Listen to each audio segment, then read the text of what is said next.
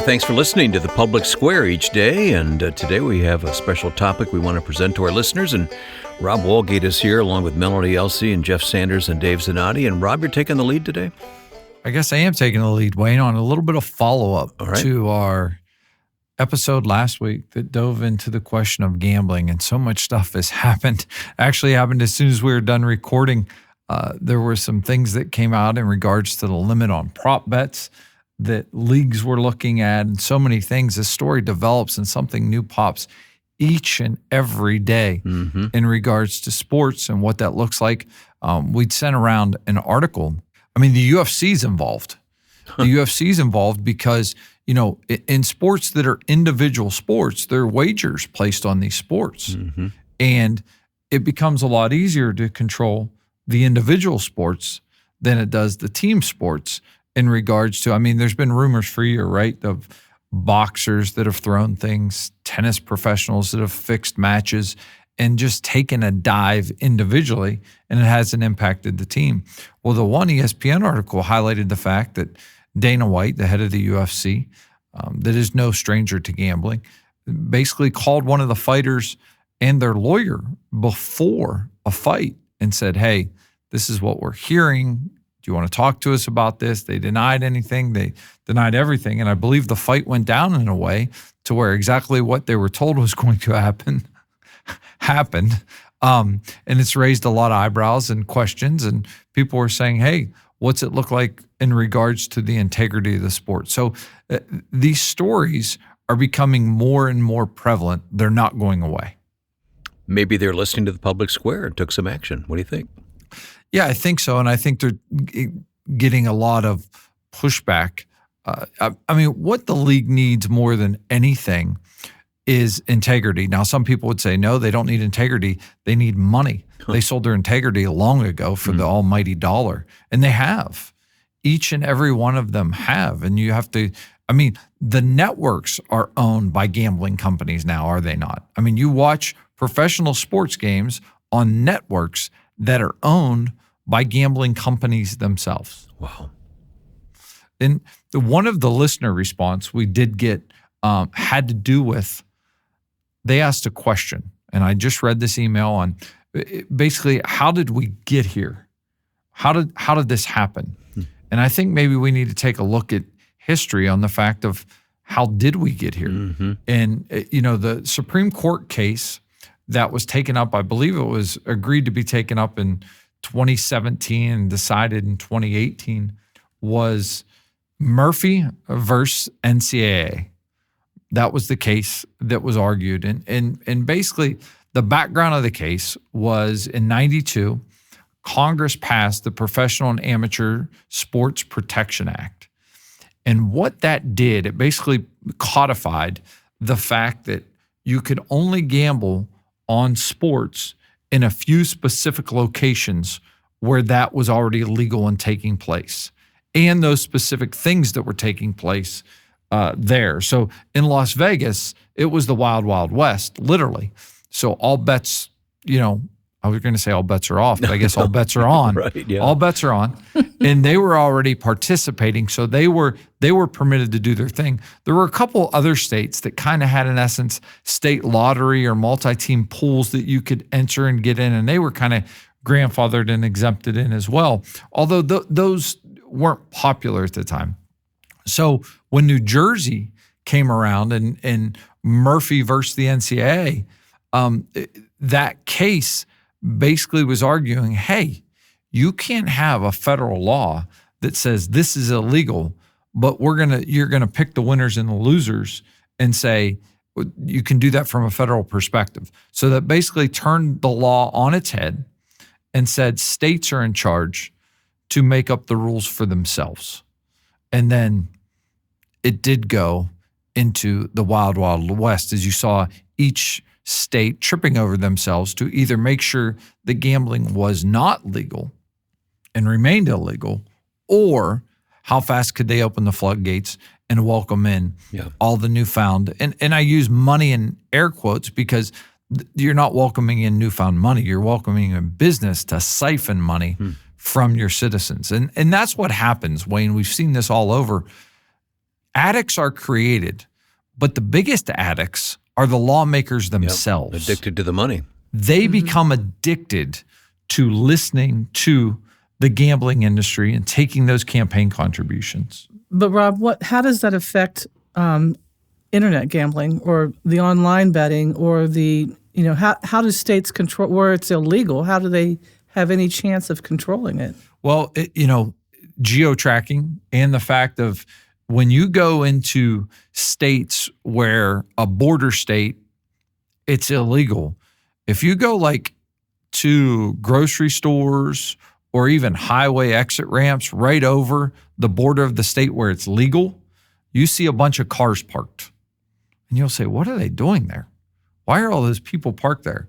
Well, it's probably people that just drove across state lines to place bets in that respective state on their smartphone. Now, hang on a second. Whoa. Time out. You're telling me in this day and age of technology that we have people doing the same stuff they used to do to buy high-powered beer across state lines? I mean, they're just literally driving over the border, parking the car, and because the car is parked in the state, they can place all the sports bets they want?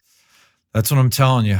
I believe there's 10 states still where sports gambling is not legal. So you can't do it. Now, some people say, well, I still do it. I do it on my phone, and it's an outfit in Costa Rica, or pick another country outside of the United States. Many of them have opened and operated in the Dominican, in the Caribbean, in those areas where people, it's not regulated. They may take all your money. You don't know what's going to happen if you do it in that realm. But when it comes to that, you will see people that drive across state lines each and every day to place wagers on their phone, no doubt. Okay, I've got a graphic up on illegal sports betting. And Rob, am I right? California has not legalized sports wagering? The largest states, California and Texas, both have not legalized it. Utah and Hawaii. Alaska, yeah. California, Idaho, Utah, Minnesota, Oklahoma, Texas, Alabama, Georgia, South Carolina. Yeah. There's 11 states where you still can't do it. Well, Minnesota, they have a lot of Indian gaming, and California probably does as well, right? Sure. So would the Indian gaming piece have an effect on policymakers not wanting to compete with that? It's a great question. Yeah, probably in some capacity, but I think what you're seeing in other states is as well, people can only gamble a certain amount of money. That's why we referenced in last week's show how Vegas, the occupancy rate in the hotels, everything's going down. And the reason is people can gamble from the comfort of their couch. Oh, Melanie, let me respond specifically to this. I'm looking at a site again on sportsbetting.legal. California says following a failed $450 million ballot initiative in 2022, $450 million on a ballot issue, and that failed. That's Rob, help me with the numbers. Get 50 more million, and you're talking about a ballot issue that's $500 million.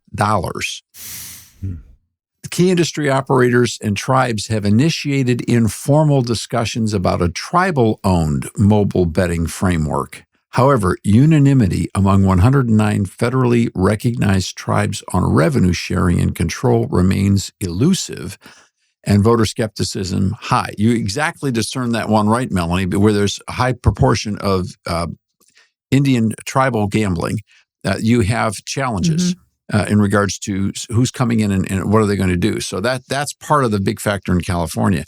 That is fascinating. They spent $500 million trying to do it. The sports books companies. Well, they know what that market is out there. They know how popular sports are, and they know they can lure people into.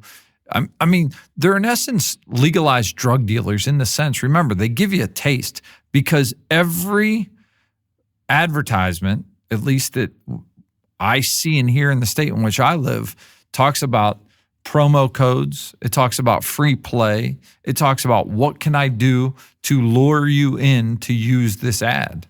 That's what it does. And there's no protection there. in regards to the consumer, I don't feel as well. And this is happening bad with young people. Listen, I full disclaimer, I'm going into a high school class in a week to talk about this because all those boys in there are so ramped up and they love to sports gamble and they do it online and they don't understand the economics of it. And it's illegal for them to do, number one. They don't care, but the economics of it all. Yeah. Well, wait, time out. You've got to be 21, don't you? Yeah. But how do they verify that? Yeah, how would they know? Well, I mean, all you got to do is, steal an older sibling or a parent's ID and enter in that and use your email address. I mean, what are they going to, they don't limit the number of gambling accounts you can have. So if dad bets at 1 and son just takes his ID and so all you need is a different email address? As someone who stole from their father to fund a gambling habit, I can tell you it's not as hard as it. It's not as hard not as hard as it looks. It's got to be easier now. So we've got kids in high school hooked on gambling every day, and I can understand that. That sounds like a lot of fun, right? I mean, unless you're spending your own money. But so if they've got access to funds and they can play. So Rob, what is the hook? How bad is the drug side of it in the sense of the hook? When I watch these commercials, it seems to me like they'll do anything to get you to taste this because they know if they can get you winning, you're going to keep playing. Yeah. I think it's much like a roller coaster. You go down that first hill. It's a thrill. It's excitement. The next hills are a little tinier, but when you get off, you're like, yeah, I want to do that again. I want to experience that high. Wow, very addictive. Well, let's continue talking about it on the Public Square. It's such an important issue. We'll be back. You stay with us. We're found online, of course, at thepublicsquare.com.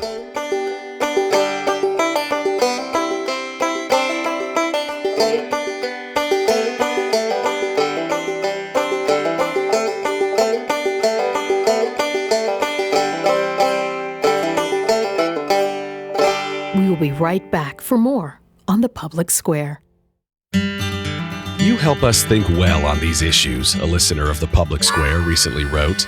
We appreciate the compliment, but none of these conversations would be happening without the help of listeners just like you. Every day, good old regular people of all ages take a moment to send support to the Public Square. Giving is easy, safe, and secure. Just log on to thepublicsquare.com to find out how. Thank you for helping to spread the light of liberty across the land.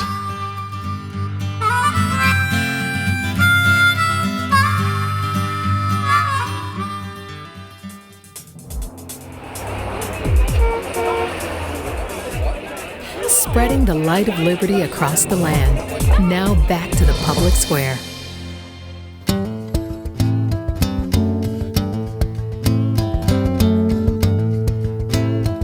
Back with you in the Public Square. Let's continue talking about this important issue of gambling, online gambling. I mean, it's everywhere, isn't it? Jeff, you had a question for Rob. Yeah, so I'm really ignorant about the whole subject. Back in 2009, the state of Ohio voted to open up all these big casinos, put it actually into our the state constitution of the state of Ohio. So is all this online gambling driving business away from these large casinos, these brick and mortar stores? Are they in danger of going out of business? They're not in danger of going out of business because they offer promos and free play and all that as well. But I mean, they're not giving all puppies, unicorns, and rainbows like they promised in 2009. And that's one thing that the gambling industry does is they continually overpromise and underdeliver. That specific campaign, what was promised is a redevelopment at one of the locations of downtown area. Mm-hmm. And they had a parcel across the street as well that they were going to develop, and it was going to be big and everyone was going to love it.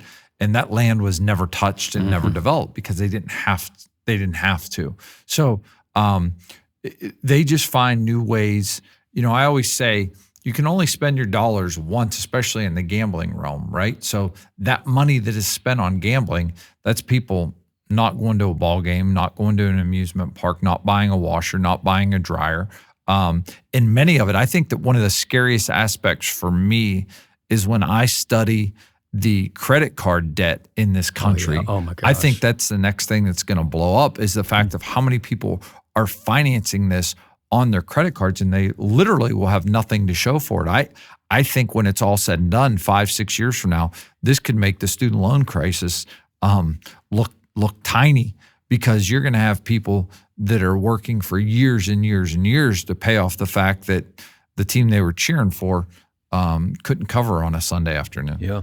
Rob, we lament young people getting caught up in this, but at the same time, you cannot watch an event on television, a sporting event on television, without seeing the advertisements and the sponsorship of even the shows themselves. And you cannot go to a stadium of any kind without there being giant billboards advertising these services. So what do we expect that young people are going to do? I hear it on talk radio all the time. Yeah. Has there ever been a product more advertised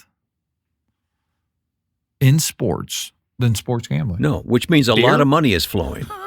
I don't even think beer's advertised as much as sports gambling is. Not even close. Wow.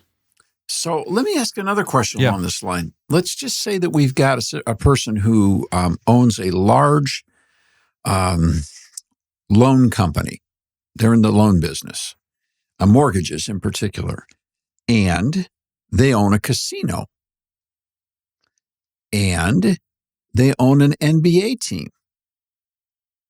Now, how exactly do you sort out the conflict of interest between sports wagering, casino gambling, point shaving and fixing, and loan sharking?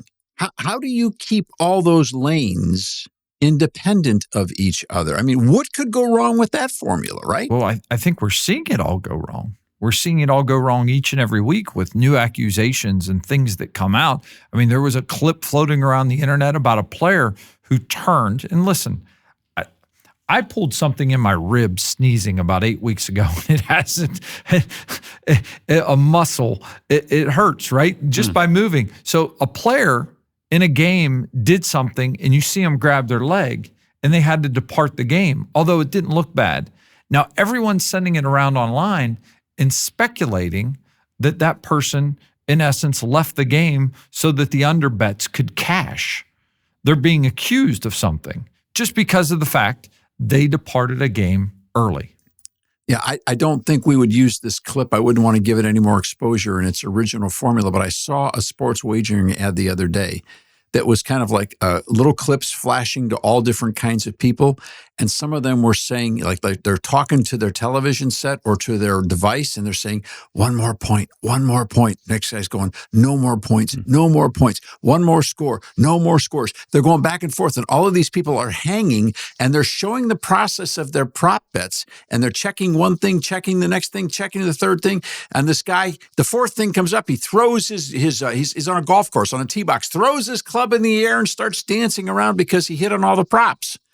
So the idea is to have the whole country hanging around waiting for somebody to get a hangnail and lose a prop bet or win one.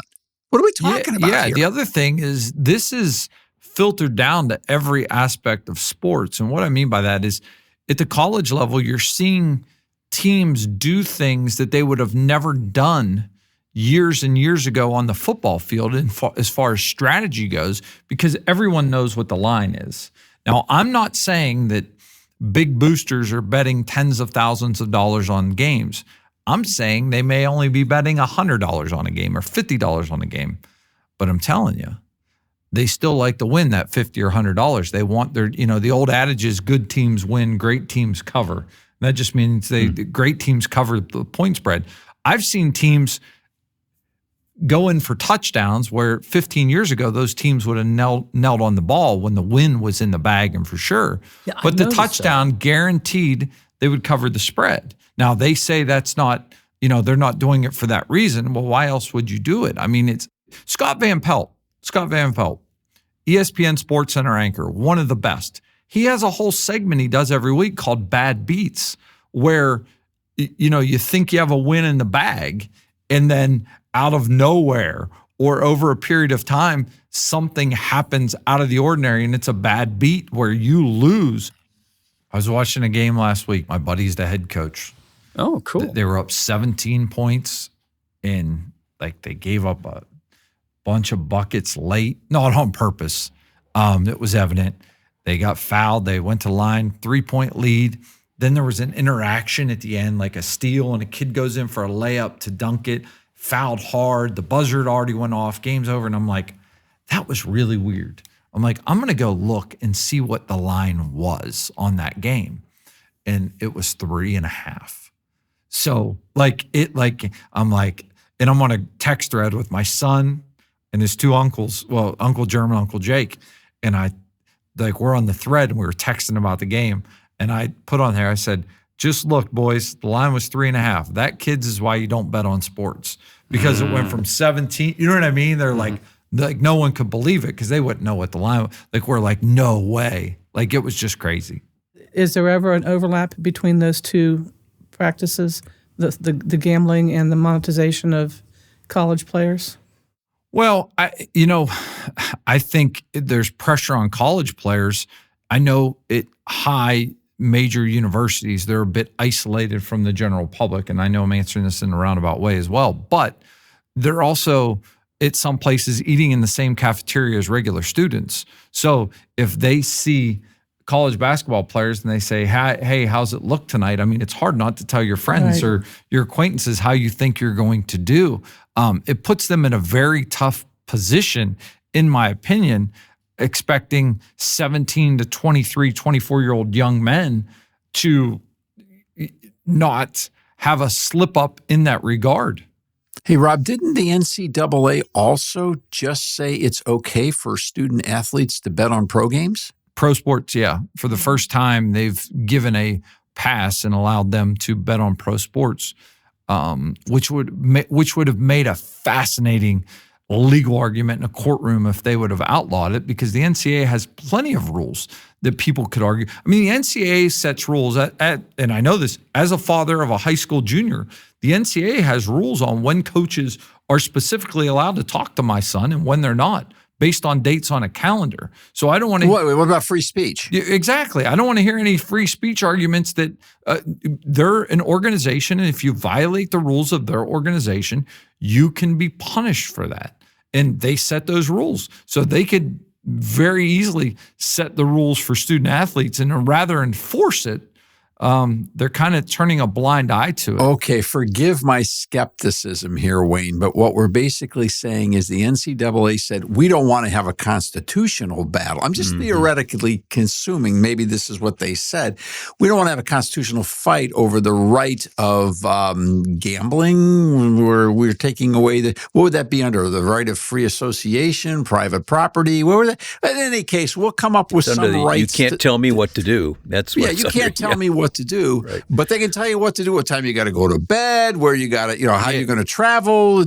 And I will say, I am guessing numerous teams and coaches have team rules that prohibit that type of activity or strongly encourage them not to do it, but I'm not sure what the penalty could be. Yeah. Wow. Oh, of course, but the NCAA, they don't get any benefit from collegiate sports wagering, right?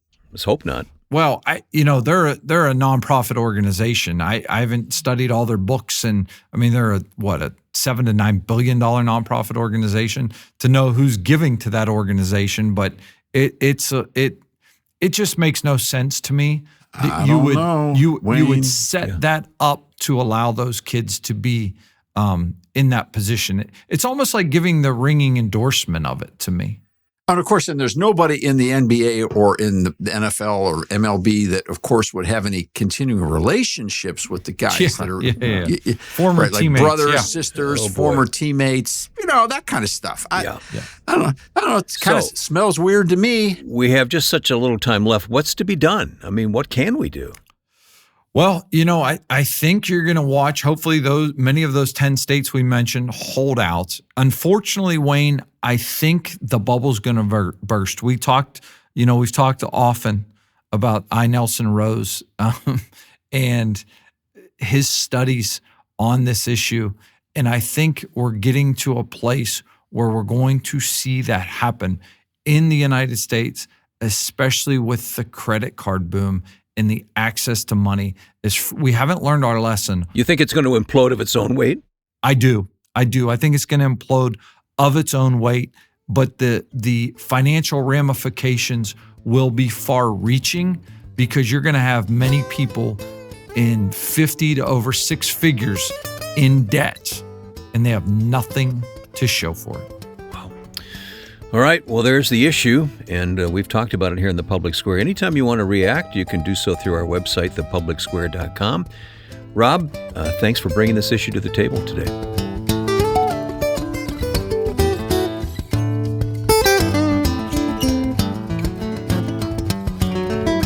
The Public Square is a broadcast service of the American Policy Roundtable. If you count the words of the Declaration of Independence, every word on the page, the total count is 1,458 words. The word revolution never appears in the Declaration. For a free copy of the Declaration, please visit thepublicsquare.com.